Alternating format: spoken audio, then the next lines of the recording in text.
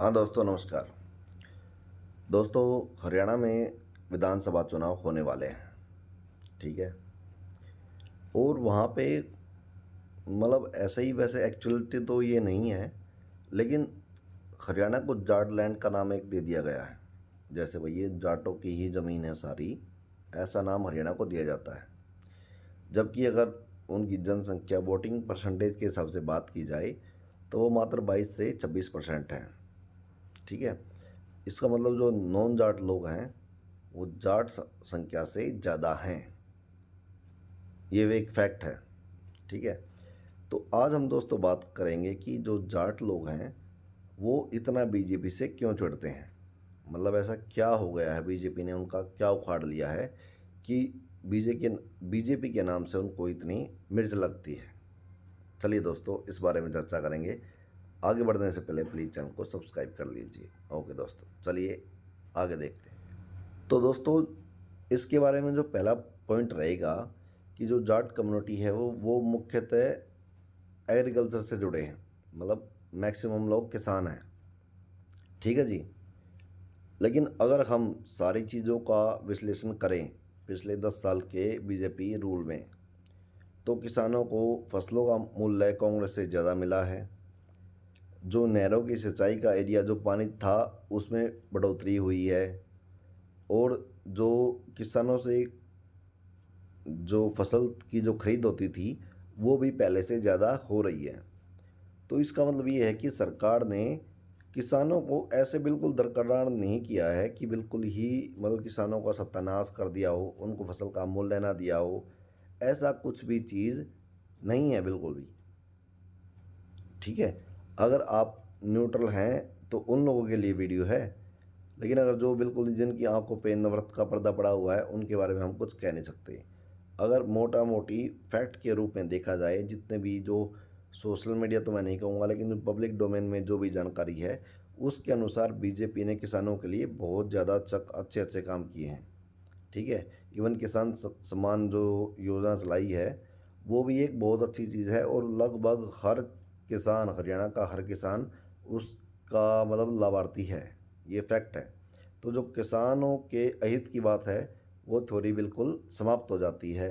ठीक है। तो ये तो दोस्तों पहला पॉइंट। और दोस्तों, अगर अब इसी चीज़ में अगर हम दूसरा पॉइंट लें तो क्या बीजेपी ने कोई ऐसा प्रॉपर कैंपेन चलाया है कि जो एंटी जाट हो, मतलब जाट कम्युनिटी के खिलाफ ऐसा कुछ काम किया है क्या बीजेपी ने? तो वो भी नहीं दिखता। बीजेपी ने जाट कम्युनिटी को बहुत सारे एमएलए के वोट दिए हैं, मतलब एमएलए की सीट दी हैं, और उनके एमपी भी हैं, कई हैं जो जाट रहे हैं।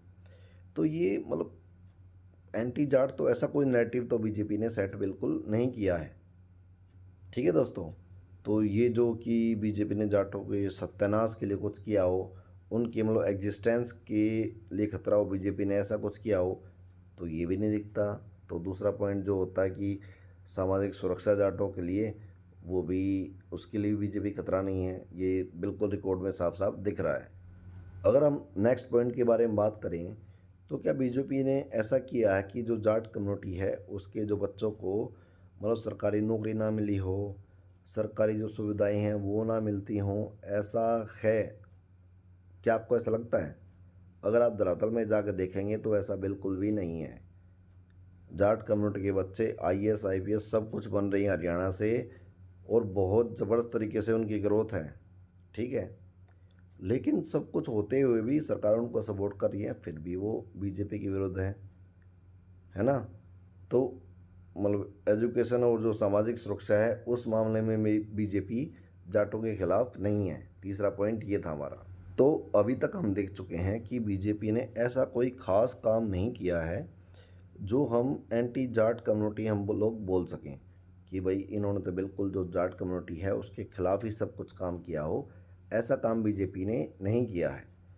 तो दोस्तों, फिर अगर आप एक समझदार आम आदमी हैं तो आप सोचेंगे कि यार, जब एक पार्टी किसी कम्युनिटी के खिलाफ कुछ भी गलत नहीं कर रही है, ठीक है, अगर वो किसान है तो किसानों के लिए काम कर रही है, अगर वो शिक्षा में बढ़ोतरी चाहती हैं तो शिक्षा व्यवस्था को ठीक करने पे लगी हुई है, और अगर उनको नौकरी चाहिए तो नौकरी भी उस कम्युनिटी से लोगों को मिल रही हैं, धड़ाधड़ मिल रही हैं, इसमें कोई मना नहीं कर सकता कोई भी बात। ठीक है दोस्तों, तो फिर ऐसा क्या हो गया है, ऐसी कौन सी पर्दा आ गई है कि एक कम्युनिटी, मैं पूरी कम्युनिटी की बात नहीं कर रहा, लेकिन मेजोरिटी वोट्स बीजेपी के खिलाफ जा रहे हैं, ऐसा क्या हो गया है? तो दोस्तों अब तक हम देख चुके हैं कि बीजेपी ने ऐसा कुछ गलत जाटों के लिए खिलाफ नहीं किया है।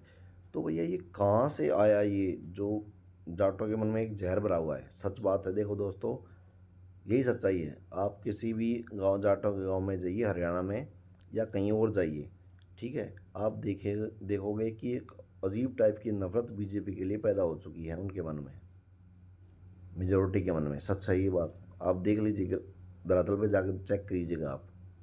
ठीक है, तो ये क्यों हुआ? अगर आप इसको डीप से देखेंगे तो आप याद कीजिएगा कि 1989 के आसपास चौधरी ओम प्रकाश चौटाला जी, डेट गलत हो सकती है लेकिन 1989 के आसपास ही हैं, तब से वो आए थे लाइमलाइट में, और हरियाणा की राजनीति में उनका जो है दबदबा स्टार्ट हुआ था। ठीक है, उसके बाद चौटाला साहब हो गए और फिर हुड्डा साहब हो गए, तो लगभग 15-20 साल हरियाणा में केवल जाट समाज के पास ही सत्ता थी। ये भी कुछ लोगों को बात कड़वी लग सकती है लेकिन सच है। ठीक है, हुड्डा साहब ने जो किया वो किया, चौटाला साहब ने जो किया किया, लेकिन उससे क्या हुआ कि एक कम्युनिटी को ये लगने लग जाता है कि सीएम तो उनका ही बनेगा। क्या लगने लग जाता है कि सीएम तो उनका ही बनेगा भैया, दूसरी कम्युनिटी का कोई हक नहीं है। ऐसा एक परसेप्शन बन गया था हरियाणा में, जहाँ तक मुझे पता चला लोगों से बात करके। फिर भैया जब 2014 में जब बीजेपी सरकार आई तो उन्होंने एक नॉन जाट को, जो कि मूलतः हैं तो हरियाणा के ही, रोहतक के हैं, लेकिन उनकी जो इथेंटिसिटी होती है ना, जो जो उनका मूल होता है वो पंजाबी था, उनको बना दिया सीएम। अब दोस्तों यही बात है, यही वो टर्निंग पॉइंट है, सारा बखेड़ा जिसने खड़ा किया है, यही वो पॉइंट है। मतलब एक नॉन जाट को सीएम बना दिया गया। ठीक है दोस्तों, उसके बाद अनफॉर्चुनेटली 2016 में हो गया जाट आरक्षण आंदोलन। अब जाट आरक्षण जो आंदोलन हुआ था उसमें दोस्तों ऐसे ऐसे दृश्य सामने आए कि अगर मान लो नॉन जाटों को बहुत ज़्यादा नुकसान हुआ, स्पेशली रोहतक एरिए में, तो एक परसेप्शन ये बन गया कि जो जाट समाज है वो नॉन जाट के अधिकारों को खा रहा है। ठीक है दोस्तों, और ठीक है, जब दंगे होते हैं तो उसमें बहुत सारे मतलब अराजनीतिक तत्व भी हो सकते हैं, कुछ है ना बेकार आदमी भी हो सकते हैं। ठीक है, लेकिन ठप्पा किस पे लगा? जाट लोगों पे लगा, क्योंकि शुरुआत उन्होंने की थी आरक्षण की, और जब आरक्षण उनके हाथ से निकल गया, वो मतलब एक तरह से विद्रोह में कन्वर्ट हो गया था, तो लोग तो उन्हीं को बुरा भला बोलेंगे। तो एक हरियाणा में एक खाई पैदा हो गई, जिसको हम पॉलिटिकल टर्म्स में जाट वर्सेस नॉन जाट की भाषा में हम उसको बोलते हैं। तो दोस्तों ये भी एक सत्य है कि हरियाणा में फ़िलहाल जाट वर्सेस नॉन जाट की एक खाई बनी हुई है, चाहे वो इस चुनाव में ना दिख रही हो, लेकिन ये है। तो जब से वो चीज़ आई तब से मुझे लगता है कि जो जाट समाज है उसके मेजॉरिटी वोट्स एंटी बीजेपी ही जाते हैं, और जो कांग्रेस के मुख्य लीडर हैं वो भी भूपेंद्र सिंह हुड्डा, वो जाट समाज से आते हैं। वो इस समय एक तरह से बिल्कुल निर्विवाद रूप से जाटों के मुख्य लीडर हैं पूरी हरियाणा में, और वो जाते हैं कांग्रेस पार्टी में। तो एक ये बात भी आ जाती है कि जो जाटों का मुख्य लीडर है वो कांग्रेस पार्टी में है, इसलिए जो जाट है मेजोरिटी एंटी बीजेपी वोट ही करते हैं, और वो जाता है भूपेंद्र सिंह हुड्डा के पक्ष में। लेकिन दोस्तों क्या केवल इस बात के लिए बखेड़े करना सही रहेगा कि आपने हमारी कम्युनिटी से सीएम पद नहीं दिया किसी को? क्या यही एक बात ठीक रहती है? क्या ये जस्टिफाइड है?